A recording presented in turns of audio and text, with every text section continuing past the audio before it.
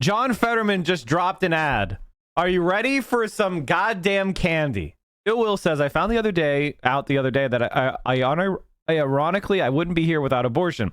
My mom got pregnant as a teenager, and her life would have been drastically different if she was forced to carry her first fetus to term, and she would never have met my dad. These types of videos make me cry. I mean, it's just so weird to force someone to carry a pregnancy. So psychotic that they don't want.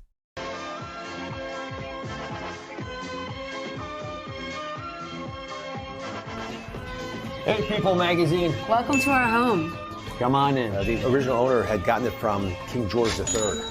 Come on down. We hit the basketball court around the corner. Fetterman, PSA Giant.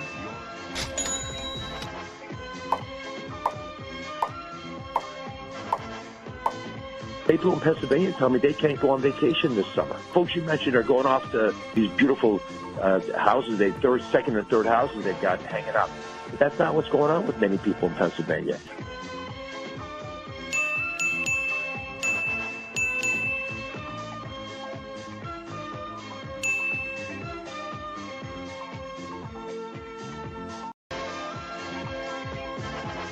Fetterman fucking campaigns, bro. The Fetterman comms team needs to replace the Biden comms team. See, the difference between Fetterman and Biden is people like Fetterman because of what he says on policy. And that's also why he's good at comms, because he's not a dumb shit. Joe Biden is a fucking dummy and a right-winger. No shit that people like him, don't like him, and they like John. No fucking shit. I actually think, and I'm not one of these type of people. I don't want to be these type of people. I hate to do it because it's cringe, but I'm going to be cringe here for a second. I think John Fetterman might be a top tier presidential contender going forward. If he wins the Senate race against this wave, comes in, codifies Roe, you know, the Dems are not holding the House, so this is not going to happen. But if he comes in here and, I mean, it's like, what are they going to do? They're going to in the Senate and they're just going to sit there because the Dems don't have the House. I mean, that's literally all that's going to happen, which is, all right, let's fantasize about the plan where the Dems don't lose the House miraculously, which is just not happening. But if he wins in PA, he's the biggest of boys. No Republic. Who's going to stand up against him? Lindsey Graham?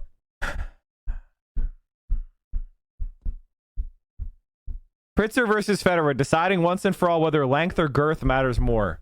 I think it's a both, right? Like, you have to have a certain amount of length, right? And you need to have a certain amount of girth. You know, it's really a both. Like, girth without length is no good either. I guess there's some goodness in, I guess, you know, the length without any girth is also not very good either. You got to have both, you know? Yeah, boat parade. You don't want a tuna can. Exactly. Is there some, Dr. Oz just... Why does he post on Twitter? Why does he post on Twitter? Is this helping him in any measurable way? Why? I retweeted it, chat. Exclamation point, Twitter if you want to see it. John Fetterman is wrong for Pennsylvania. He is an undeniably socialist Democrat that supported AOC, Elizabeth Warren, and Bernie Sanders. He just gets completely ratioed. He just gets fucking demolished. He just gets wrecked constantly. Why? Why even tweet? He's like the strongest campaigner for Fetterman because like he's constantly like, John Fetterman is a Bernie Sanders Democrat, and then everybody who's on the left is like, wow, that sounds pretty good. And John just needs to sit there and make fun of Oz, and he just unites the entire Democratic Party gets united behind him by Oz. He doesn't even have to do anything; he just keeps clowning Oz. It's like incredible. It's like the perfect strategy to increase Fetterman's popularity. Incredible.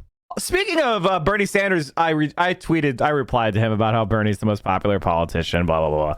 Speaking of that, Bernie Sanders candidates in Illinois won their Democratic primary for the House. Let's fucking go!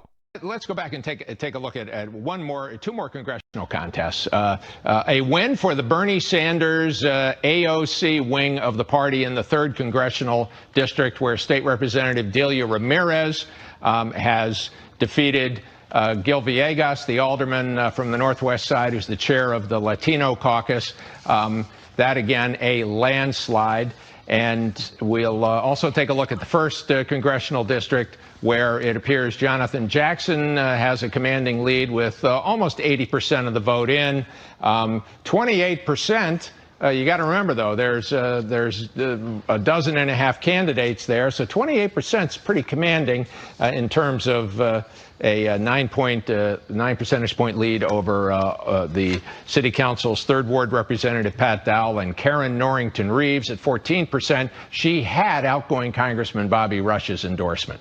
Guys? Yeah, all we know is there will be somebody new in the Bernie representative seat there in the first district. Mike. Bernie Sanders, you know, just picking off more and more seats. Kamala on fighting climate change. Oh, man, this is incredible. One thing I like about Kamala Harris is that she's incapable of putting together a sentence. She can't explain her thoughts. She just does mush-mouth bullshit 24 fucking 7. All right, let's listen. I was sorry. I was stealing myself to listen to her. Should I read QAnon is back? Yeah, they posted some cringe shit. QAnon is so cringe, man. That is especially true when it comes to the climate crisis, which is why we will work together and continue to work together to address these issues, to tackle these challenges, and to work together as we continue to work operating from the new norms, rules, and agreements that we will convene to work together on to galvanize global action. With that, I thank you all. This is a matter of urgent priority for all of us, and I know we will work on this together. That is especially true when it I need to listen to that again. I didn't, nothing impacted my brain. Hold on. Comes to the climate crisis, which is why we will work together and continue to work together to address these issues, to tackle these challenges, and to work together as we continue to work operating from the new norms, rules, and agreements that we will convene to work together on to galvanize global action.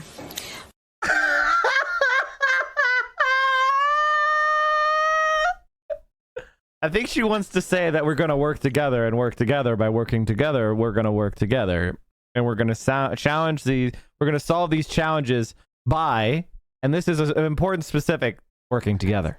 Okay, listen here. Right? As long as we work together, we can work together. If we don't work together, then we won't be working together. With that, I thank you all. This is a matter of urgent. 2024. You know, when I was in 6th grade and I forgot to read To Kill a Mockingbird, like the chapter I was supposed to read the day before, over 2 years. I did a better job bullshitting what happened than what Kamala Harris just did. Priority for all of us, and I know we will work on this together. That is especially true. My God, dude. When you have to present to the class but didn't do the reading. Incredible. Incredible. Ugh. All right, chat. This is an article that I wanted to show you that pretty much explains why our fucking country is a shithole. The media is completely fucking useless, and none of these people are going to lose their jobs. Not one of these people is going to be laughed at and being reminded of this. They're going to be like, yeah, and they'll go do the next. Mike, you could host a book club sometime. We have one on the Discord. I need to do something like that. Ecuador protests seem to be yielding results. Nice. Well, there you go. There you go. Calm down, Libs. A look back at select pieces of Roe commentary. Lisa Blatt, an attorney who argued more than 40 cases before the Supreme Court, wrote an opinion piece for Politico magazine after the nomination of Justice Brett Kavanaugh to serve as a Supreme Court justice. I'm a liberal feminist lawyer. Here's why Democrats should support Judge Kavanaugh. Oh, my Lord. Whenever Kavanaugh decides on the landmark 1973 ruling in Roe v. Wade, wrote Blatt, I know it will be because he believes the Constitution requires that result. Fabulous! Kavanaugh indeed expressed his constitutional convictions last week when he voted as part of the majority opinion that overturned Roe, ending the constitutional right to an abortion and leaving the matter to the states. An estimated 40 million women are losing access to abortion. Something tells the Eric Whipple blog that Blatt's opinion notwithstanding, Democrats these days aren't supporting Kavanaugh. How did news organizations prepare citizens for this judicial cataclysm? Who saw this coming? Many did, even before the 6-justice conservative majority was in place. I was one of those people. The plan to overturn Roe v. Wade at the Supreme Court is already in motion, noted a CNN headline in June 2018. NPR in July 2018, what would the U.S. look like without Roe v. Wade, the 1973 case that legalized abortion nationwide? Vox in October 2018, get ready for the opinion Roe to be gutted. The New York Times editorial board in January 2019, Roe v. Wade is at risk. Here's how to prepare. Kentucky federal judge to step down as senior to status, opening up a seat for Biden's anti-abortion GOP nominee. Joe, there are no vacancies in Kentucky. Thanks. Oh, okay. He's being sarcastic. Okay. The likelihood of Roe's undoing, of course, revamped over the span of the Trump administration. In early 2017 came the confirmation of Neil Gorsuch to the bench, a seat essentially stolen from then Judge Merrick Garland, President Barack Obama's choice to replace Justice Antonin Scalia. Then in 2018 and 2020, Trump filled 2 additional vacancies with Kavanaugh, who replaced Anthony M. Kennedy and Amy Coney Barrett. Perhaps the most famous Roe forecast came from CNN chief legal analyst Jeffrey Toobin, who tweeted the following on the news that Trump would get to fill his second Supreme Court vacancy. Anthony Kennedy is retiring. Abortion will be illegal in 20 states in 18 months. My boy Jeffrey Toobin, he got it right. Post columnist Kathleen Parker didn't share Toobin's forecast, to put it mildly.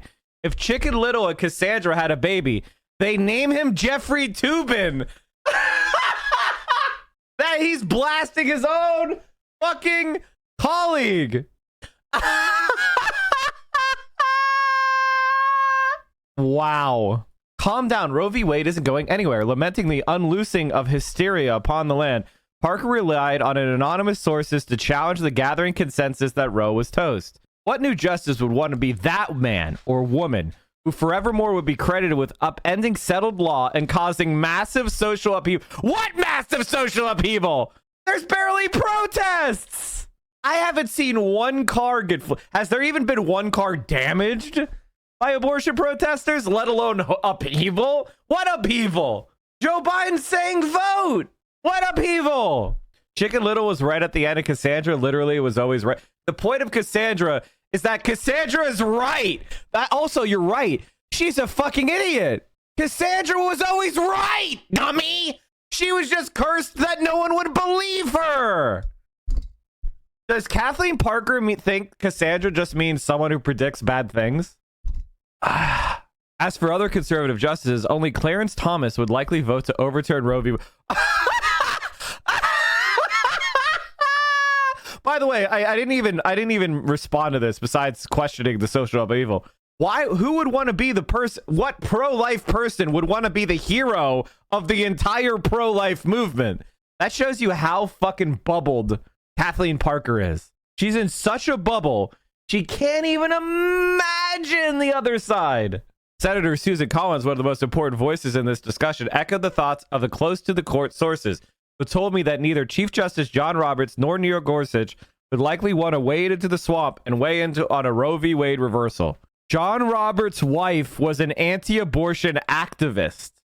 Neil Gorsuch, I mean, Neil Gorsuch's family is basically intimately involved in the Republican party movement. His mom was Reagan's EPA administrator who had to resign for corruption and disgrace, for bribery, I believe. Let me see if I don't want to give you guys misinformation, okay?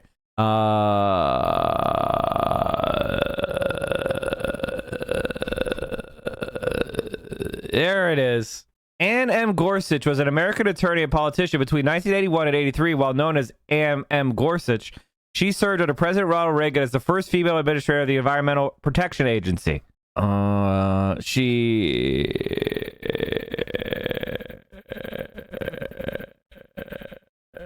She was like really super corrupt. She was like she was mega corrupt.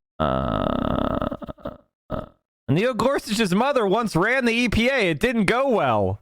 Her short, tumultuous tenure was marked by sharp budget cuts, rifts with career EPA employees, a steep decline in cases filed against polluters, and a scandal over the mismanagement of a Superfund cleanup program that ultimately led to her resignation. Okay, that's what it was. Scandal. She basically like hired someone corrupt. Anyway, so yeah, these two are so. John Roberts also worked on Bush v. Gore, I believe. And so did Gorsuch. Like, these people are far-right Republican hacks of the maximum degree. Turns out that enough conservative justices had their waiters at the ready. Asked whether she stands by her column, Parker responded, 100%. At the time it was written, it was accurate. It was on the nose. What? We were wrong for making the correct prediction, chat. Timing is critical to her point, she argues. The column appeared 2 years before Ginsburg's death and Barrett's confirmation, which proved pivotal in tilting the landscape against Roe. I have had excellent sources at the Supreme Court for many, many years, said Parker, who sees Gorsuch, Roberts, and Kavanaugh as incrementalists disinclined to undo important precedents in a single ruling, which they just did. Had the jackals of the abortion rights movement not protested at Kavanaugh's house, Parker said, he might well have switched sides to the Dobbs case. She's blaming the left for what he did. In September 2018, Tennessean op-ed, Frank Boehm, a professor of obstetrics and gynecology at Vanderbilt Medical Center, used the logic of his profession to contend that Roe v. Wade will not be overturned. A, quote, significant number of abortions are performed due to serious and often life-threatening illnesses, as well as for serious congenital fetal anomalies, incest, and rape, reasoned Boehm, who also pointed to the availability of safe abortion medication and polling that showed a majority of Americans did not want to jettison the precedent. I would like to believe the well-intentioned and wise justices on the Supreme Court know all of this as well and will not overturn a law that a majority of Americans support. It would cause an entire new set of serious societal problems, Boehm wrote. First of all, it's not a law. It's a precedent of the Supreme Court. This is liberal brain right here. This is liberal brain. Institutions work. No matter what the evidence you provide to me, I refuse to believe it. In a May 2021 Forbes piece titled, No, the Supreme Court is not about to overturn Roe v. Wade, even Gerstmann, a professor of political science at Loyola Marymount University. Wait a minute, I know this guy. Didn't he just go on and complain that people were telling Biden to do things? Maybe it's a different worthless Loyola professor. He issued this prediction with a 6-3 conservative majority in place, given the current political climate, including Senate Majority Leader Chuck Schumer's warning that justices will pay the price if they vote against abortion rights. Roberts will probably keep his decision for himself and produce a narrow opinion. Wrong!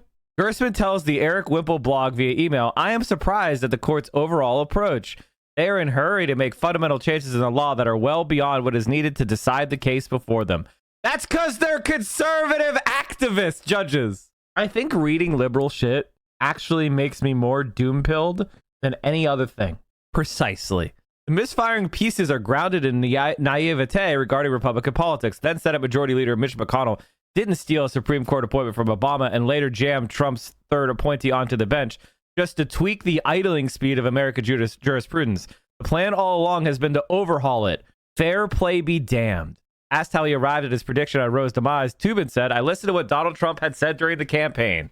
Oh my goodness! Whoa! You listened to what they were saying out loud? You're not allowed to do that! You can't listen to conservatives! Liberals are not allowed to hear them! Thanks, TK Rowling. I really appreciate that. Liberal shit is more depressing because you're not seeing the raging dumpster fire, you're seeing the empty fire extinguisher. Very good analogy. In October 2016 presidential debate, Trump promised, I am putting pro-life justices on the court. So Toobin did something very risky when it comes to Trump. I took him at his word, the CNN analyst said. Though we'll never be rid of erroneous predictions from pundits, we thereby put forth a pitch for obliterating puff piece testimonials from high-flying lawyers. In Blatt's case, for example, she wrote glowingly about Kavanaugh and then went to argue several cases in his presence. Though her standing as a Supreme Court lawyer was disclosed to the piece, that's a cringy conflict for any news outlet. A Politico spokesperson responded, the piece was from the perspective of one who argues frequently before the Supreme Court and other federal courts who is familiar with Judge Kavanaugh on a personal level. To your point, the disclosure is to alert readers who may be concerned that the opinions expressed in the piece might be shaped by self-interest given the professional aspect of the relationship. Why do you publish it? And Neil Cattell, who served as acting Solicitor General in the Obama administration, who had appeared before the court many times in the decade before he penned the New York op-ed headlined, "Why Liberals Should Back Neil Gorsuch." It mentioned reproductive rights among a number of pressing legal matters and endorsed Gorsuch as someone who would help to restore confidence in the rule of law. At the time he wrote the piece, Cattell had cases pending before the court, though the op-ed didn't mention that towering consideration. Then Times public editor Liz Spade reported that it was the Times and not Cattell that was responsible for leaving out the author's litigation experience. Oh my God, what a surprise! Even with the stoutest of disclosures, this form of op-editing would smack of legal log rolling. It should be ruled journalistically unconstitutional. Amazing. Incredible. All right, chat. Are you watching the stream unsubbed? You're making income inequality worse. You are doing anti-praxis. We are the only Twitch stream that will not accept scam advertisers, and I will never fuck you over by selling you crap